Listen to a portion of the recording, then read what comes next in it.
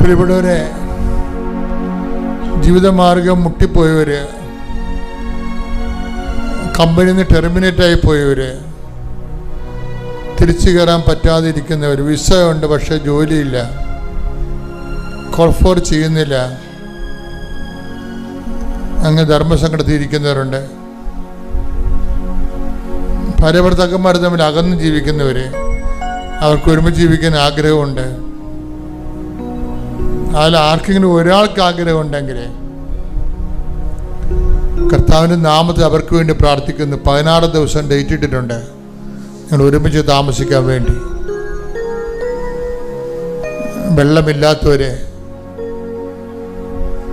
ഇന്നലെ ഒരു സാക്ഷ്യം ഉണ്ടായ, ഞാൻ കിണർ കുത്തി, എനിക്ക് വെള്ളം കണ്ടില്ല. ഞാൻ കർത്താവിനോട് പറഞ്ഞ്, രണ്ടാമത്തെ കിണർ കുത്തുമെന്ന് വിചാരിക്കരുത്, ഞാൻ കുത്തത്തില്ല, ഞാൻ ഈ കിണർ കുത്തിയിരിക്കണം നിൻ്റെ നാമത്തിലാണെന്ന്, ഇവിടെ തന്നെ എനിക്ക് വെള്ളം തരണമെന്ന്. വിശ്വാസിക്ക് അവകാശമുണ്ട്. ശ്രുതിക്കട്ടെ ഹല്ലേലൂയ.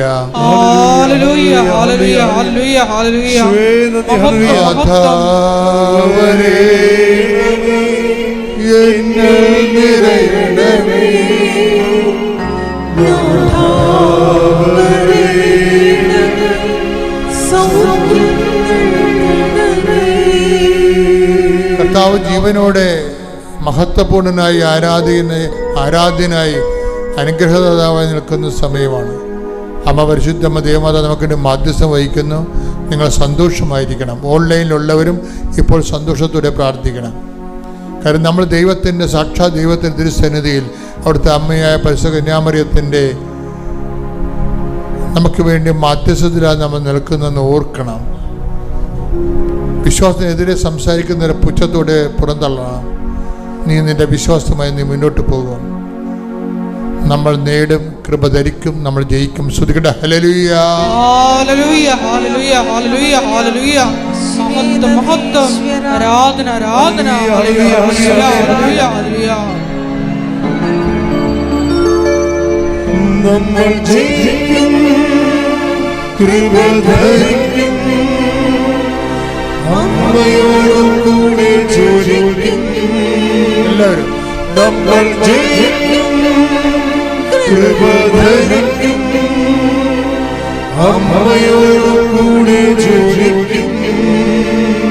നമ്മൾ ജയിക്കും, കൃപ ധരിക്കും, അമ്മയോടും കൂടെ ജോലിക്കും.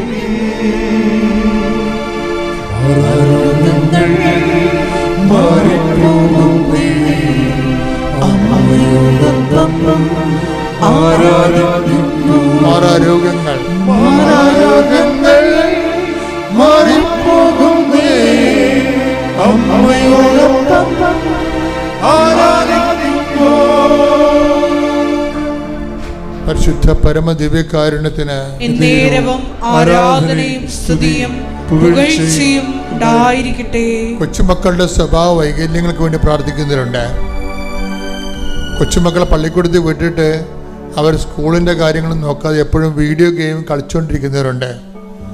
വല്ലാത്ത രീതിയിൽ ഇങ്ങനെ ഇലക്ട്രോണിക്സുമായിട്ട് അഡിക്റ്റഡ് ആയിപ്പോയ കുഞ്ഞുങ്ങൾ അവിടെ വിടുതലിന് വേണ്ടി ശ്രുതികട്ടെ ശ്രുതികട്ടെ ശ്രുതികട്ടെ.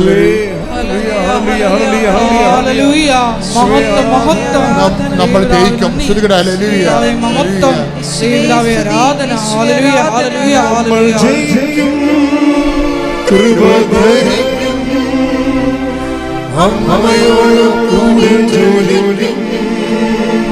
നമ്മൾ ജയിക്കും, കൃപ ധരിക്കും, അമ്മയോടും കൂടെ ജോലിക്കും. മാറാരോഗ്യങ്ങൾ മാറിപ്പോകുന്നേ അമ്മയോടൊപ്പം ആരാധിക്കുന്നു. മാറിപ്പോകുന്നേ അമ്മയോടൊപ്പം ആരാധിക്കുന്നു. തലയിൽ നിന്ന് രക്തം കിരിഞ്ഞു പോകുന്നത് കാണിക്കുന്നുണ്ട് കർത്താവ്. രക്തം കിരിഞ്ഞു പോകുന്ന എല്ലാ രോഗികളെയും കർത്താവ് സുഖപ്പെടുത്തുന്ന കൈയടിച്ച് ശ്രുതികട.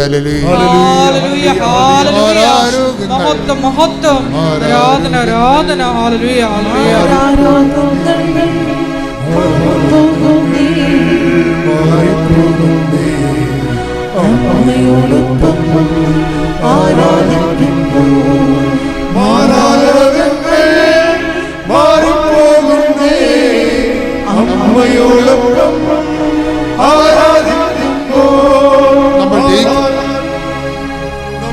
നമ്മൾ ജയിക്കും, കൃപ ധരിക്കും, അമ്മയോടും കൂടെ ജയിക്കും. നമ്മൾ ജയിക്കും, കൃപ ധരിക്കും, അമ്മയോടും കൂടെ ജയിക്കും. മാറാരോഗങ്ങൾ മാറിപ്പോകുന്നേ, അമ്മയോടൊപ്പം ആരാധിക്കുന്നു. മാറാരോഗങ്ങൾ മാറിപ്പോകുന്നേ, അമ്മയോടൊപ്പം ആരാധിക്കുന്നു. സൈന്യാധിപേ, സ്വർഗ സൈന്യാധിപേ, മണ്ണിലെന്നെ കൈയടിച്ചുകൊണ്ട് സൈന്യാധിപേ, സ്വർഗ സൈന്യാധിപേ. എല്ലാവരും മുട്ട നീക്കുക, മൗനമായി മുട്ട നീക്കുക. എൻ്റെ മക്കളെ, ഏതെങ്കിലും വിഷയം അച്ഛൻ വിട്ടുപോയിട്ടുണ്ടെങ്കിൽ ഇപ്പം അച്ഛൻ്റെ കൂടെ നിങ്ങളെ ഓർത്ത് പ്രാർത്ഥിക്കേണ്ടതാണ്. ആ വിഷയത്തിനുമേൽ ദൈവിക തീരുമാനം ഉണ്ടാകാൻ പോകുന്നു. ഏതെങ്കിലും വിഷയം നിങ്ങളുടെ അച്ഛൻ വിട്ടുപോയിട്ടുണ്ടെങ്കിൽ സ്വകാര്യമായിട്ട് നിങ്ങൾക്ക് ആ വിഷയം ഇപ്പോൾ പരിശുദ്ധ അമ്മയുടെ മാധ്യസ്ഥത്തിൽ ഈശോയ്ക്ക് സമർപ്പിക്കാവുന്നതാണ്. തീർച്ചയായിട്ടും നിങ്ങൾക്കതിന് സാക്ഷ്യം പറയാൻ പറ്റും.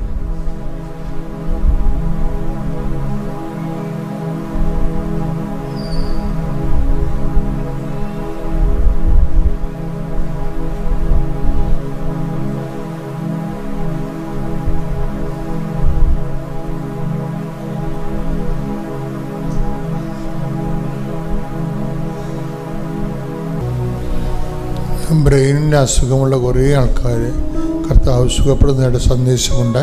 ഹല്ലേലൂയ, ഹല്ലേലൂയ, ഹല്ലേലൂയ. യേശുവേ നന്ദി, യേശുവേ ആരാധന. ഹല്ലേലൂയ, മഹത്വം, മഹത്വം, ആരാധന, ആരാധന. ഹല്ലേലൂയ. മുട്ടിൻ്റെ താഴെ, മുട്ടിൻ്റെ മുകളിൽ ഒരു വലിയ ചൊറി പോലെ കുരുവാണ്. എന്തോ അപകടത്തിൽ അത് പൊറുക്കാതെ കിടക്കുന്ന വ്രണമാണ്. കർത്താവ് സുഖപ്പെടുന്ന സന്ദേശമുണ്ട്. ഹല്ലേലൂയ, ഹല്ലേലൂയ, ഹല്ലേലൂയ. യേശുവേ നന്ദി, യേശുവേ ആരാധന. ഹല്ലേലൂയ. വചനം വായിക്കാതെ കുറേ ദിവസമായിട്ട് ഇപ്പോൾ വചനം വായിക്കുന്നില്ല. നിങ്ങളിന്ന് ചിന്തിച്ചായിരുന്നു, ഞാൻ വായിച്ചിട്ട് കുറേ ദിവസം ആയല്ലോ എന്ന്. അത് ശരിയാണെന്ന് ഈശോ പറയുന്നു. അപ്പോൾ വചനം വായിക്കുന്നതായിട്ട് ദർശനമുണ്ട്. അതുകൊണ്ട് വചനം വായന നിർത്തിയവർ തീക്ഷണമായിട്ട് വായിക്കാൻ വേണ്ടി പരിശുദ്ധാത്മാവ് ആവശ്യപ്പെടുന്നു.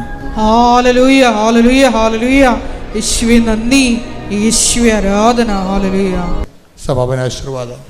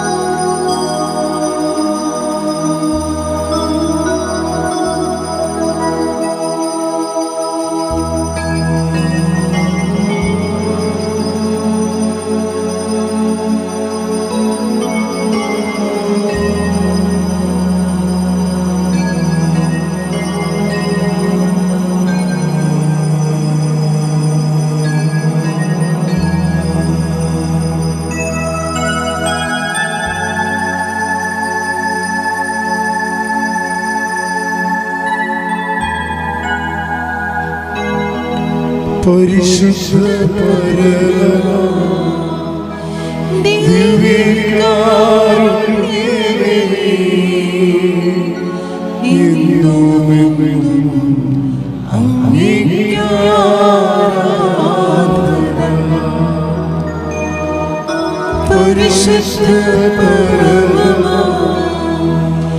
ദിവ്യകാരുണ്യമേ,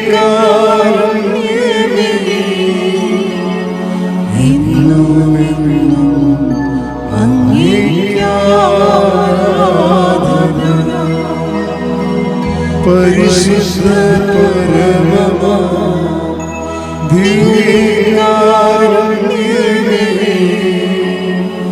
എന്നുമെന്നും അങ്ങേക്ക് ആരാധന. ചില ആൾക്കാരൊക്കെ മനസ്സിലൊന്ന് വിചാരിച്ചാൽ മതി. കാര്യം ദൈവസ്നേഹം ഉള്ളവന് വിചാരം പോലും പ്രാർത്ഥനയായിട്ടാണ് മാറണത്. ഇപ്പം നമ്മൾ ഒരു ടൈം കഴിഞ്ഞാൽ ദൈവ തിരുസന്നിധി നമ്മൾ നമുക്ക് തള്ളിക്കളയാൻ പറ്റിയ ഒരാളായിട്ട് മാറണം.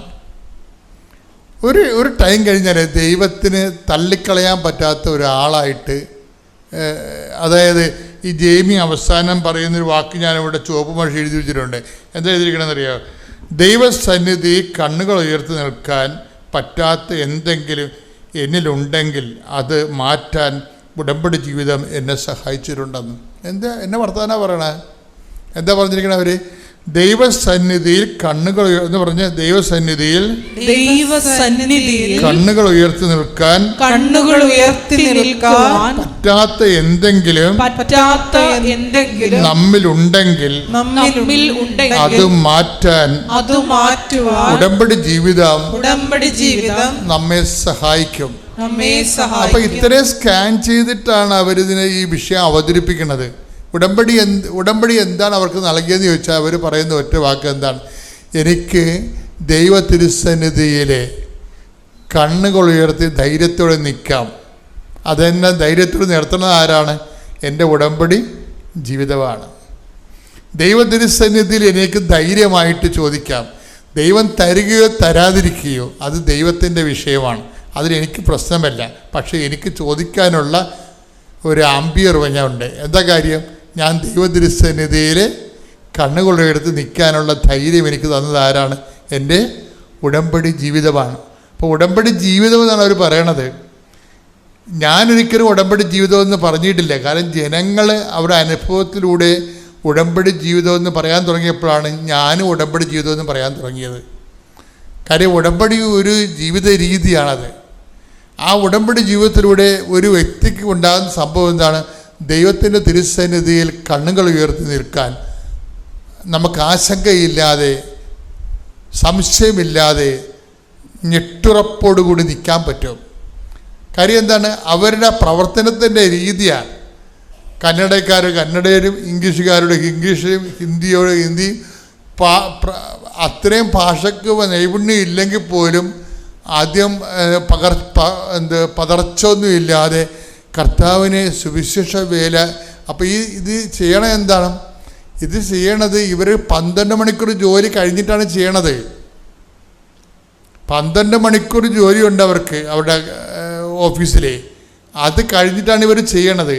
അപ്പോഴവരുടെ മനസ്സിൽ കർത്താവിനോട് ഒരു ചിന്ത എന്താ വന്നതെന്ന് വെച്ച് കഴിഞ്ഞാൽ, എനിക്കിത് സമയം കിട്ടുകയാണെങ്കിൽ എനിക്ക് ടെൻഷൻ ഇല്ലാതെ ജോലി ചെയ്യാവില്ല. അതാണ് പിന്നീട് അവർ ഈശോയോട് പറയണ ഒരു കാര്യം. എനിക്കിത്തിരി സമയം, ഇപ്പോൾ 12 മണിക്കൂർ ജോലി ചെയ്യണ്ടേ? തന്നെയല്ല വേറെ പ്രശ്നമുണ്ട്. എന്താണ്? ഈ ഒക്കുലർ മയോപ്പതി എന്നും പറഞ്ഞ രോഗമുണ്ട്. കണ്ണിൻ്റെ മസിൽ കടിക്കും. അപ്പം അത് കണ്ണിന്, അതുകൊണ്ട് ഈ കമ്പ്യൂട്ടർ നോക്കി കുറച്ച് നേരം ഇരുന്ന് കഴിഞ്ഞാൽ തന്നെ കണ്ണൊക്കെ വല്ലാത്ത രീതിയിൽ കണ്ണ് നിറയാനും മസിൽ പിടിക്കാനൊക്കെ തുടങ്ങും. അപ്പോൾ മസിൽ വെട്ടിക്കയറ്റെന്നൊക്കെ നമ്മൾ പറയത്തില്ലേ? അപ്പോൾ കണ്ണിൻ്റെ മസിൽ പിടിക്കും. അപ്പോൾ ആ രോഗമുള്ള ആളാണ് ഈ 12 മണിക്കൂർ ജോലി ചെയ്യണത്. ഈ ജോലിയുടെ ഇടയ്ക്കാണ് ഈ സുവിശേഷ വേലയ്ക്ക് പോണത്. അപ്പോൾ ഈശോയോട് മനസ്സിലൊന്ന് വിചാരിക്കും, എന്താണ്, എനിക്ക് ഇത്തിരി സമയം കൂടി കിട്ടിയിരുന്നെങ്കിൽ എനിക്ക് കുറച്ചുകൂടി സമാധാനത്തിൽ പ്രേക്ഷിത വരെ ചെയ്യാൻ പറ്റുമല്ലോ എന്ന് അവർ മനസ്സിൽ വിചാരിച്ചതേ ഉള്ളൂ. അവർക്ക് പ്രൊമോഷൻ്റെ സമയമൊന്നും ആയിട്ടില്ല. നിയമപരമായിട്ട് അവർക്ക് പ്രൊമോഷന് 3 കൊല്ലം കൂടി വേണം. പക്ഷെ എന്ത് ചെയ്ത്, ആ മനസ്സിൽ വിചാരിച്ച ആ ആഴ്ച തന്നെ ഈശോ അവർക്ക് പ്രൊമോഷനും ശമ്പളവും കൂട്ടുകയാണ്. ദൈവം ഇങ്ങനെ വളരെ ഇങ്ങനെ കണ്ണെ കാണാവുന്ന പോലെയാണ്. നമ്മൾ ഈ പാത്ത് കളിച്ചിട്ടാണ് കുഴപ്പം വന്നിരിക്കുന്നത്. നിങ്ങൾ നേരെ വെളിച്ചത്ത് വരണം ദൈവത്തിൻ്റെ മുമ്പിൽ. ദൈവത്തിന് മുമ്പിൽ വെളിച്ചത്ത് വന്നിട്ട് നിങ്ങളുടെ പ്രവർത്തനങ്ങൾ ദൈവം കാണട്ടെ. ദൈവം കണ്ട് ദൈവം മനസ്സിലാക്കണം. നിങ്ങളൊന്നും ഒളിച്ച് കളിക്കണില്ല. തൽക്കാലം ഇങ്ങനെ ഒരു കാര്യം കാണാൻ വേണ്ടി കുറച്ച് നാളത്തേക്കുള്ള ചുറ്റിക്കളിയല്ല എന്ന് ദൈവത്തിന് തോന്നണം. പല ആൾക്കാർക്ക് ഉടമ്പടി ചുറ്റിക്കളിയാണ്. എന്താണ്? ആ തൽക്കാലം ആ കാര്യം കാണാൻ വേണ്ടിയുള്ള ഒരു പമ്മലും ഒരു തിരികെത്തിക്കലും ഒരു ഓട്ടം പിടിച്ചൊക്കെ ഉള്ളൂ. ഇതൊക്കെ ദൈവത്തിന് അറിയാം. അങ്ങനെയുള്ള അഭ്യാസം ഇനി നടക്കത്തില്ല. എന്താ കാര്യം വെച്ചാൽ നിങ്ങൾക്ക് മുമ്പിൽ വന്ന ആൾക്കാർ, പുറകിൽ വന്ന ആൾക്കാർ ഒത്തിരി മുമ്പിലോട്ട് പോയി. അവരെന്താണ് സത്യസന്ധമായ ഒരു വഴികൾ തിരഞ്ഞെടുത്തിട്ടാണ് ദൈവത്തിന് അവർ ബോധ്യപ്പെടുത്തി. അപ്പോൾ എന്താ പറ്റി, അവർ ടൈം ഷോർട്ട് ചെയ്ത് കൊടുക്കും. ഇപ്പം ഉടമ്പടിയുടെ രീതി എന്ന് തന്നെ എന്താണ്, സമയമായില്ലെന്ന് പറഞ്ഞാൽ ആകാത്ത സമയം ആക്കിയെടുക്കുന്നതിനാണ് അമ്മയുടെ കണ്ടന്റ് എന്ന് പറയുന്നത്. മരിയൻ കണ്ടന്റ്, ഉടമ്പടിയുടെ മരിയൻ കണ്ടന്റ് എന്താണ്, അവൻ പറയണ പോലെ ചെയ്യുക എന്ന് പറഞ്ഞ അവൻ പറയണ പോലെ ചെയ്യണേ എന്തിനു വേണ്ടിയാണ്? ആകാത്ത സമയമാണ് വിഷയം. കൃപാസനത്തിൽ സമയഘടികാരം നെഞ്ചൽ ചാർത്ത് പ്രത്യക്ഷപ്പെടുമ്പോൾ സഞ്ചാരി മാതാവ് സമയത്തിൻ്റെ അധികാരിയെന്ന് ജനങ്ങൾ പ്രാർത്ഥിക്കുമ്പോൾ അതിൻ്റെ പിന്നിലുള്ള അന്തസത്ത എന്ന് പറഞ്ഞാൽ എന്താണ്, നിന്റെ സമയത്തിൻ്റെ മേലെ ഇടപെടാൻ മാതാവിന് ദൈവം മധ്യസ്ഥ അധികാരം കൊടുത്തിരിക്കുന്നു. കൈയടിച്ച് ശ്രദ്ധിക്കട്ടെ.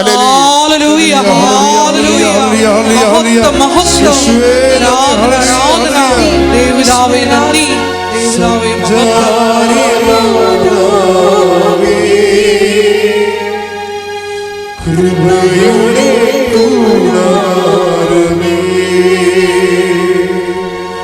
വാഗ്ദാനമേ,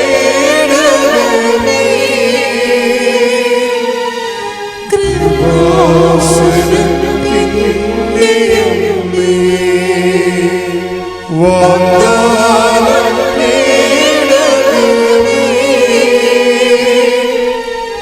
കൃപാസന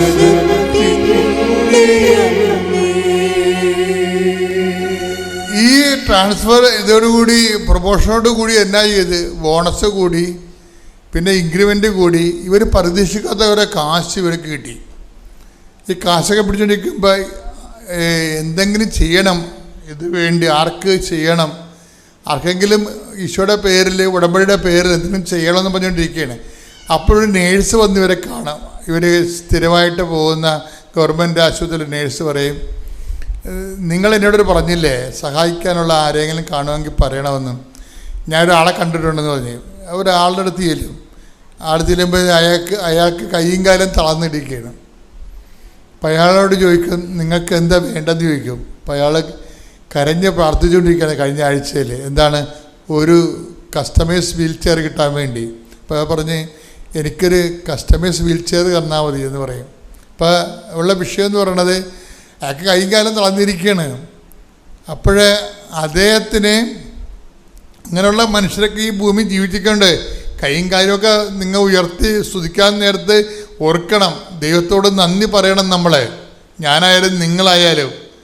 അപ്പം അതായത് ഉടനെ ഇവർക്ക് ആ പൈസ മുഴുവൻ കൊടുത്തിട്ട് വീൽ ചെയർ മെഡിക്കൽ അറേഞ്ച് ചെയ്ത്. അപ്പം ദൈവത്തിൻ്റെ കൂടെ ജീവിക്കുമ്പോൾ ആ ദൈവത്തിൻ്റെ കൂടെ ജീവിക്കുന്നതിന് വേണ്ടിയുള്ള ഒരു അറ്റ്മോസ്ഫിയർ ദൈവം നമുക്ക് ക്രിയേറ്റ് ചെയ്ത് തരും. അപ്പോൾ അവർക്ക് പ്രശ്നമൊന്നും ഉണ്ടാകില്ലെന്നല്ല, പ്രശ്നങ്ങളുണ്ടാകും, പക്ഷെ ദൈവം അത് കൈകാര്യം ചെയ്യും. അതാ ഉടമ്പടിയുടെ പ്രശ്നം. പെട്ടെന്ന് ഇവർ വർക്ക് ചെയ്തുകൊണ്ടിരിക്കുന്ന സമയത്ത് ഇവരുടെ ലാപ്ടോപ്പ് സ്ക്രീൻ ഔട്ടായി പോകും.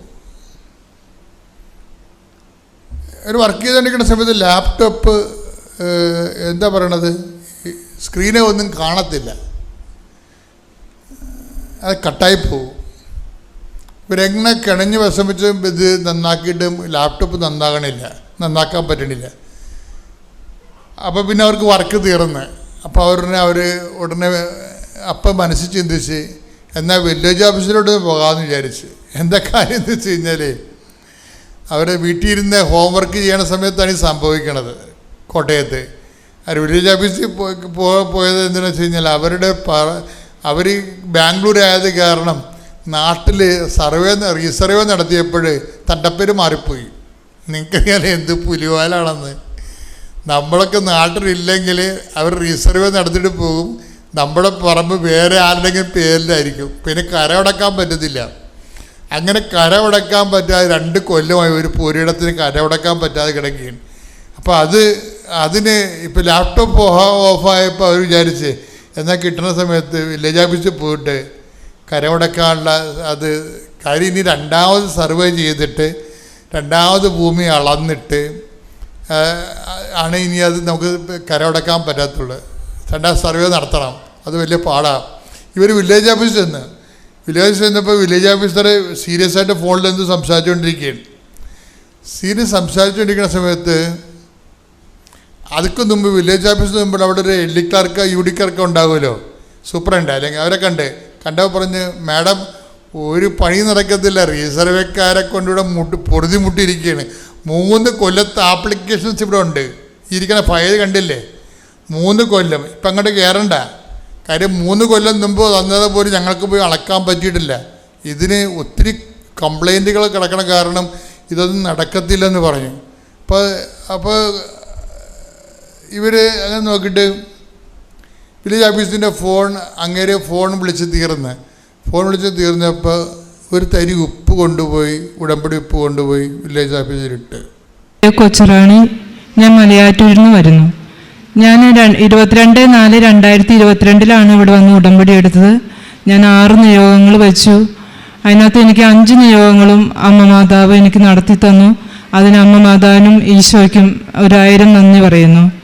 ഞാൻ ആദ്യമായിട്ട് ഉടമ്പടിയിൽ വെച്ചത് എനിക്ക് കുറേ അസുഖങ്ങളൊക്കെ ഉണ്ടായിരുന്നു. ശ്വാസം മുട്ടൽ, ഞാൻ ഇൻഹേലർ വലിച്ചുകൊണ്ടിരുന്ന ഒരാളായിരുന്നു. പിന്നെ നടുവിന് വേദന, കാല് വേദന, അങ്ങനെ കുറേ അസുഖങ്ങളായിരുന്നു. അപ്പോൾ അതെല്ലാം മാറണമെന്നായിരുന്നു വിചാരിച്ചു. അത് നിയോഗം വെച്ചു. പിന്നെ എനിക്ക് ഇവിടെ ഒരു ചെറിയ വരുമാനത്തിലാണ് ഞാൻ ജീവിച്ചുകൊണ്ടിരുന്നത്. അപ്പോൾ എനിക്ക് 2 മക്കളാണ്, ചേട്ടനില്ല.